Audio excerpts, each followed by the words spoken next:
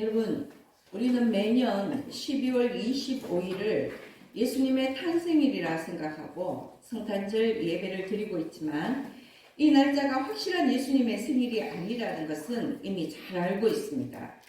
예수님의 생일에 대한 정확한 기록이 없기 때문에 예전부터 전해져 오는 대로 12월 25일을 예수님의 탄생일로 받아들이고 있는 것입니다. 지금처럼 12월 25일을 예수님의 생일 크리스마스로 부르기 시작한 것은 4세기 무렵부터라고 합니다. 왜 하필이면 12월 25일이 예수님의 생일이 되었느냐에 대해서는 여러 가지 의견이 있지만 가장 유력한 견해는 고대 로마 제국에서 비롯되었다는 것입니다. 로마 제국의 이교도들, 그러니까 기독교인이 아닌 이교도들은 1년 중에 해가 가장 짧은 동짓날에 대규모의 축제를 열었는데요. 이 축제일이 12월 24일부터 다음해 1월 6일까지 계속되었다고 합니다. 그래서 로마 주교는 기독교가 이 로마의 이교도들을 정복했다는 의미로 이교도들의 가장 큰 축제날인 그 동짓날을 크리스마스로 정했다는 것입니다. 물론 한편에는 또 다른 해석도 있습니다. 1년 중에 해가 가장 짧다는 것은 또 1년 중에 밤이 가장 길다는 것입니다. 우리도 며칠 전 12월 22일이 동짓날이었죠. 그처럼 이 날은 가장 어두운 날입니다. 이런 짙은 흑암 가운데에 예수께서 세상에 참 빛으로 임했다. 이것은 매우 극적인 효과를 가져오기 때문에 가장 어두운 날인 이 동짓날을 크리스마스로 정했다는 의견도 있습니다. 그러나 실상은 로마 기독교의 영향이 크다는 것이 주된 의견입니다. 로마에서는 기독교가 국교로 정해진 4세기 무렵부터요, 기독교를 유대교에서 분리하는 작업을 시작했습니다. 그래서 유대인들의 그 안식일 대신에 예수 그리스도께서 부활하신 주일을, 즉 일요일을 정해서 예배를 드리고요. 또한 유대인들의 최고 명절인 유월절 기간에는 예수 그리스도의 부활을 기념하는 부활절이라는 교회 절기를 만들었다는 것입니다.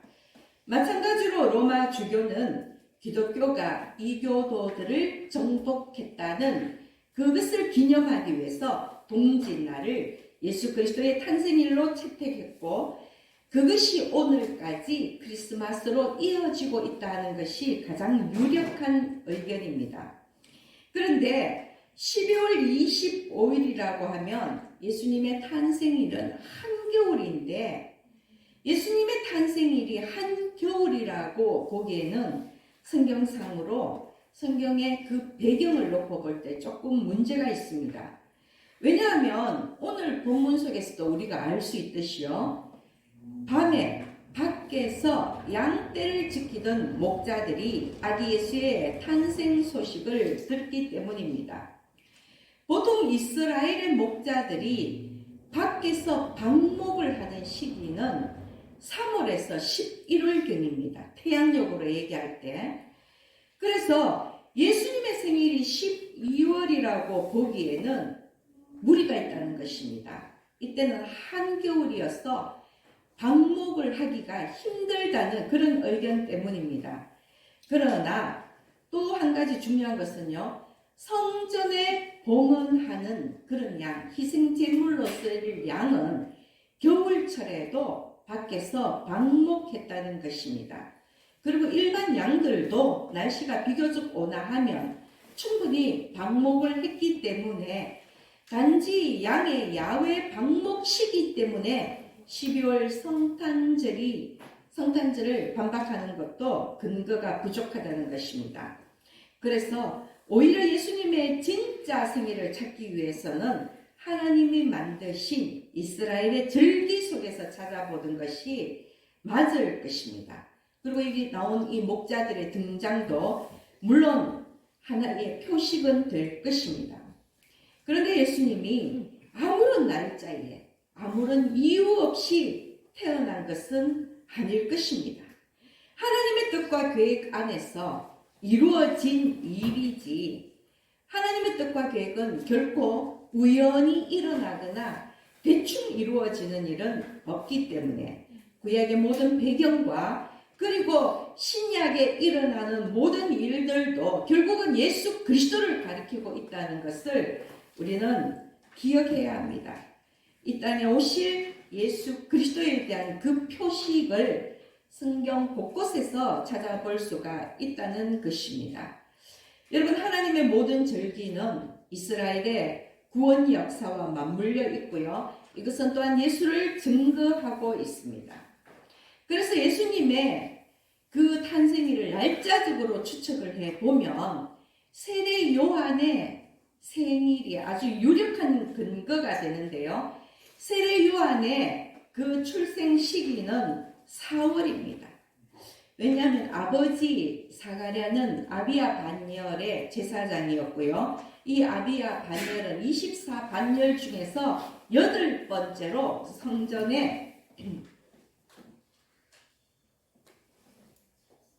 성전에 들어가서 성전 봉사를 한다고 우리는 알고 있습니다. 그런데 이 세례 요한의 아버지 사가랴가 성전에 들어갔을 때가 6월경이었습니다. 이때 아들을 낳으리라는 고지를 천사로부터 들었습니다. 여러분, 6월에 아들을 낳으리라는 그 잉태 고지를 듣고요. 역시 그 아들을 가지고 이듬해 언제 낳았느냐 하면 4월에 세례 요한이 태어났습니다. 10달이니까요. 그런데 예수님은 세례 요한보다 6개월 뒤에 태어나셨습니다. 그러면 세례 요한이 4월에 태어나고 이보다 6개월 뒤에 예수님이 태어났다면 예수님의 탄생 시기는 태양력으로 볼 때 10월경 정도가 된다는 것입니다. 세례 요한의 탄생 그 달이 4월달 무렵이면 이때는 6월절 기간이고요. 예수 그리스도께서 태어나신 10월경은 그러면 장막절 기간이라는 것을 알 수 있습니다. 나팔절과 대속죄일과 장막절, 이 세 가지 절기가 보통 9월에서 10월경에 이스라엘의 절기인 것입니다. 레위기 23장의 절기를 보면요. 6월절, 초실절, 오순절, 그리고 나팔절, 대속죄일, 장막절 이렇게 이어지는데 6월절이 애굽에서 나온 것을 기념하는 절기이지 않습니까? 6월절이 죄의 속박에서 벗어나는 것을 기념하는 것이라면 장막절은 하나님의 영원한 처소에 들어가는 것을 기념하는 절기입니다.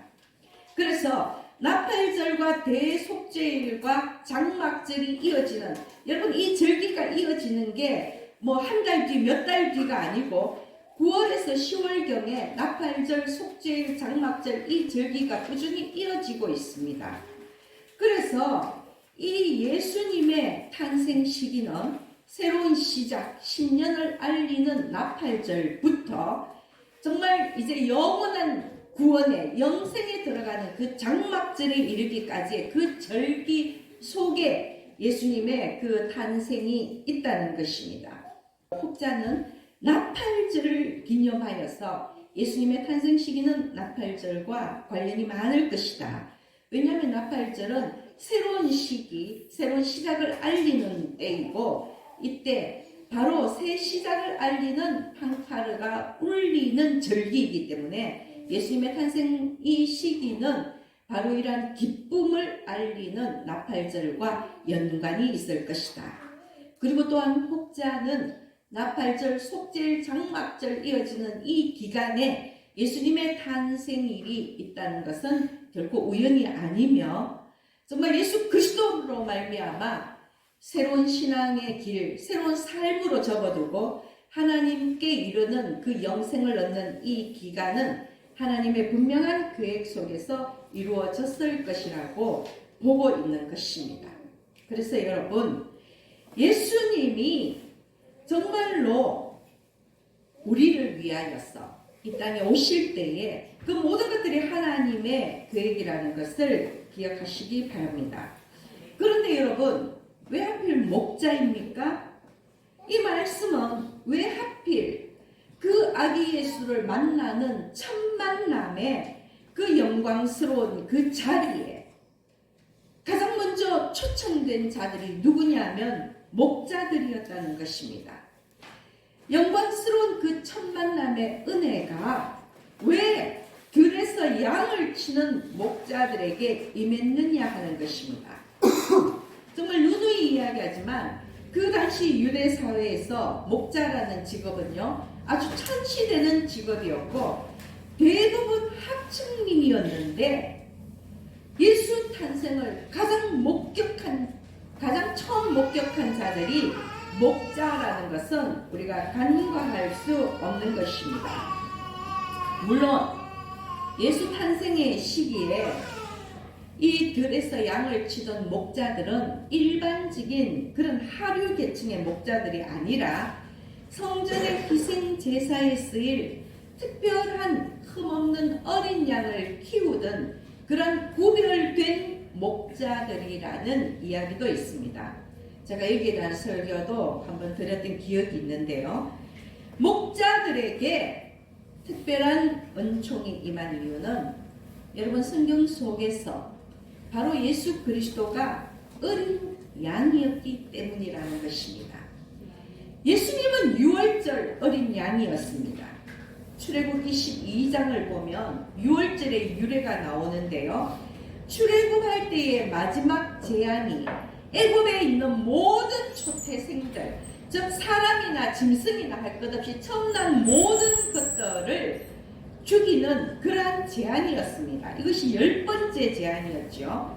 그러나 하나님께서는 이스라엘 사람과 애굽 사람을 구별하여서 이스라엘 사람을 살리고자 하셨습니다. 그래서 바로 그 6월절이 있는 달, 태양력으로는 4월경이 되겠지만 여러분 유대력으로는 7월입니다. 이 달 열흘에요. 흠없고 1년 된 어린 수컷 양을 골라서 열나흘까지 간직했다가 즉 며칠 간직을 하는 것이죠. 그리고 해질 때에 그 양을 잡아서 그 피를 이스라엘의 집 좌우 문설주와 인방에 바르게 하셨다는 것입니다. 이것이 이스라엘 집의 표식이 되어서 하나님이 애굽을 칠 때에 그 문설주와 인방에 어린 양의 피가 발려져 있는 집은 넘어갔습니다. 그것이 6월 아닙니까? 넘어가는 것이죠. 10번째 사망의 재앙으로부터 벗어난 것이 바로 어린 양의 피 때문이었습니다.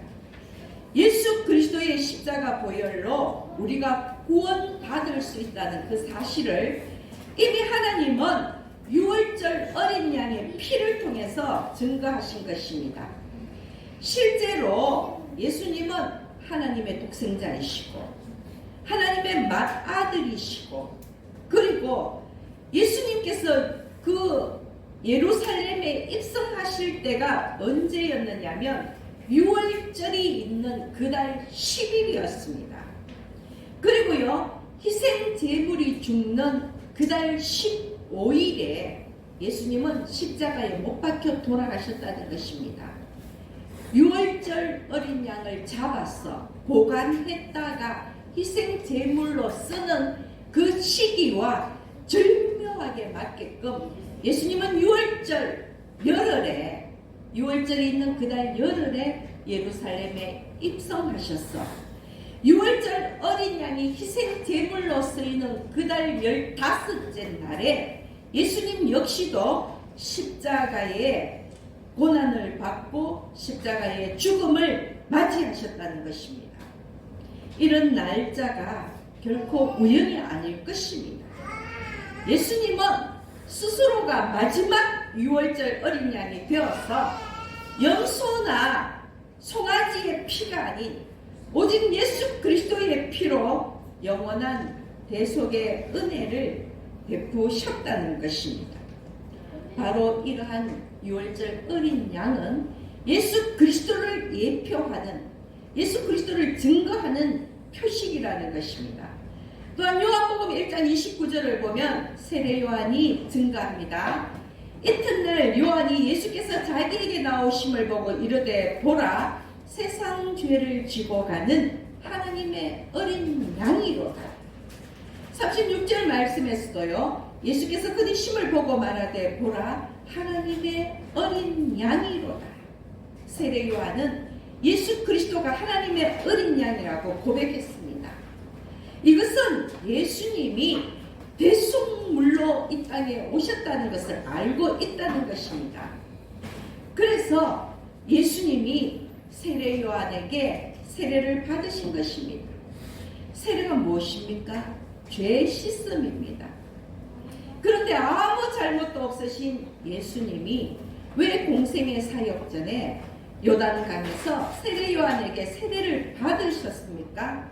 이것이 바로 구약시대 희생 제물이 된 그 어린 양과 관련이 있다는 것입니다. 레위기 1장 3절에서 14절을 보면요, 희생 제물에 대한 말씀이 아주 구체적으로 나옵니다. 소나 양이나 염소의 번제물로 1년 된 흠없는 수컷이어야 하고요. 그리고 그 번제물을 하나님의 전에 드리기 전에 번제물의 머리에 안수합니다.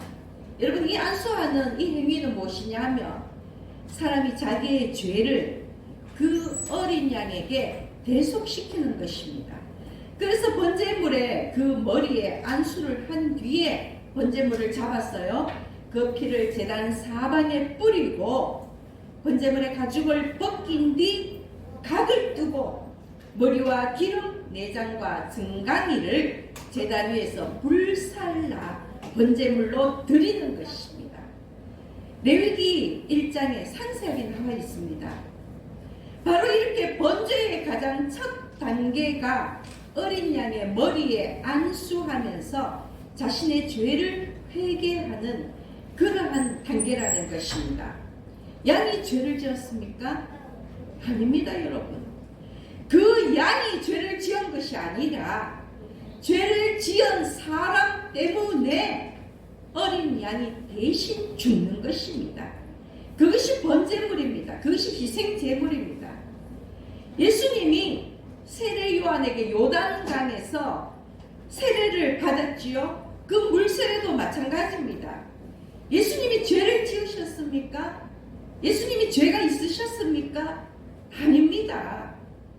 세상에 죄 많은 인생들을 구원하기 위해서, 세상 죄를 짊어지기 위해서 어린 양에게 안수하며 그 죄를 대속하듯이 예수님도 세례 요한에게 물 세례를 받으신 것입니다. 즉 세상의 죄를 예수 그리스도께서 대속하기 위한 것이 바로 세례 요한의 물 세례라는 것입니다. 그래서 예수님에게 세례를 줄 수 없다고 말리는 세례 요한에게 예수님은 마가복음 3장 15절을 보면요, 예수께서 대답하여 이르시되 이제 허락하라. 우리가 이와 같이 하여 모든 의를 이루는 것이 합당하니라 하시니 이에 요한이 허락하는지라.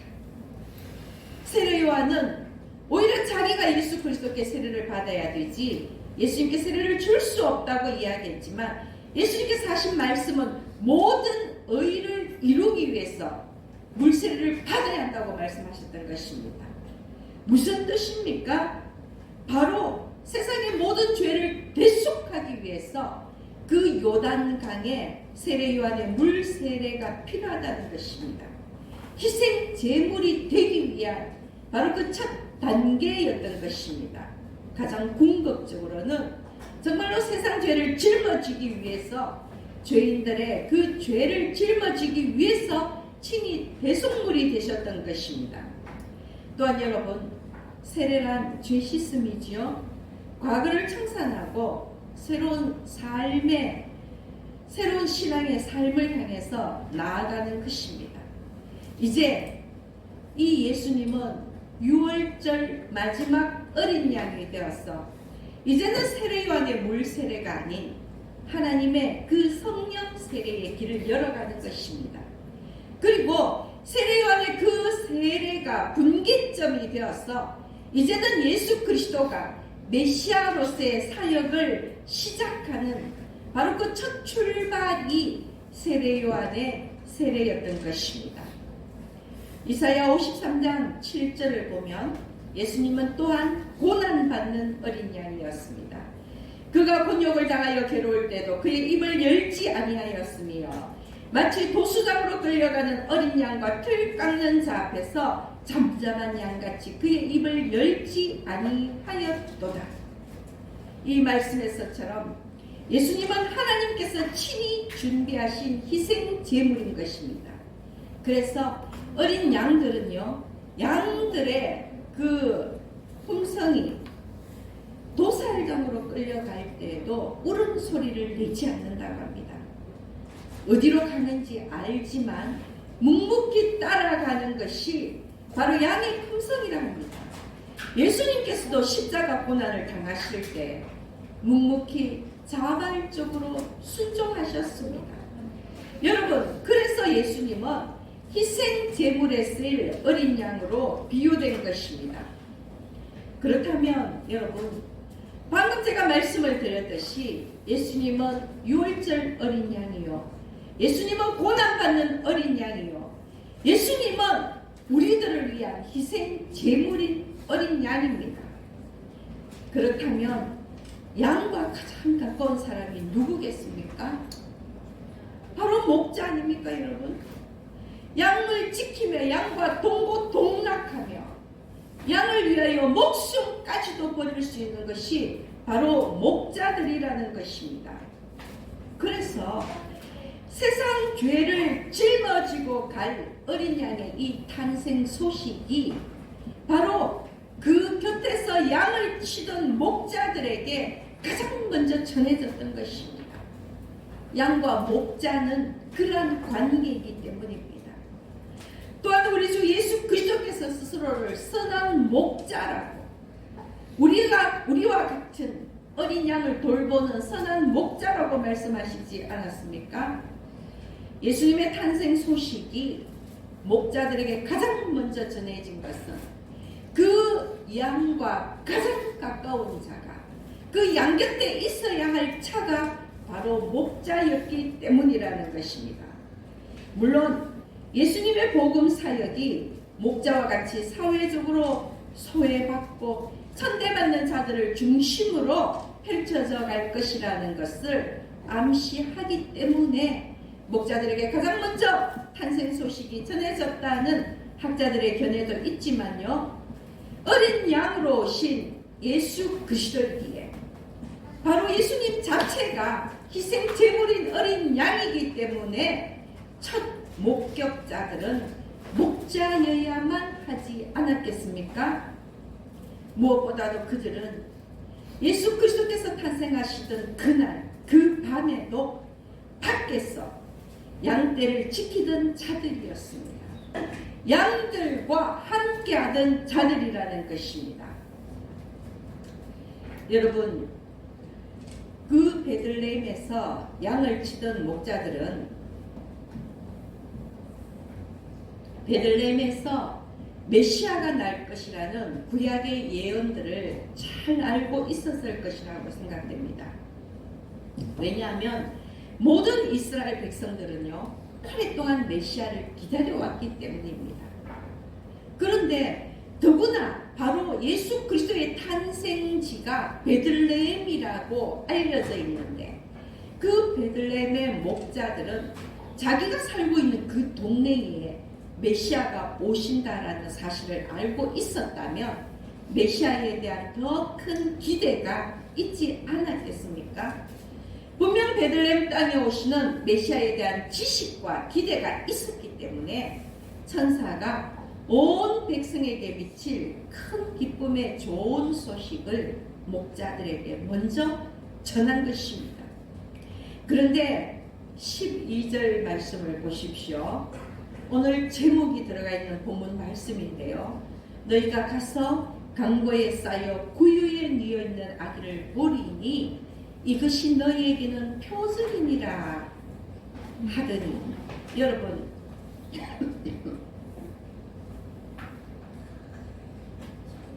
강보에 쌓여 구유에 뉘어있는 아기가 바로 예수 그리스도라고 천사가 알려준 것입니다.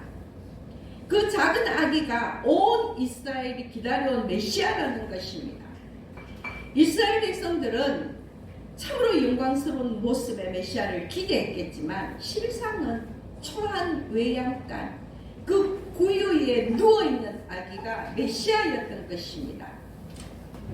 당시 이스라엘 백성들은 자신들을 구원할 메시아가 초라한 구유에 누운 아기라는 것을 받아들일 수가 없었습니다.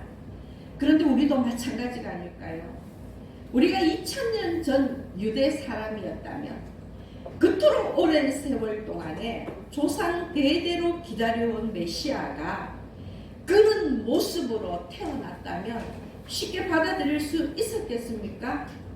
우리 역시도 예수 그리스도를 부인했을지 모를 일입니다. 그러나 여러분, 그것이 표적입니다.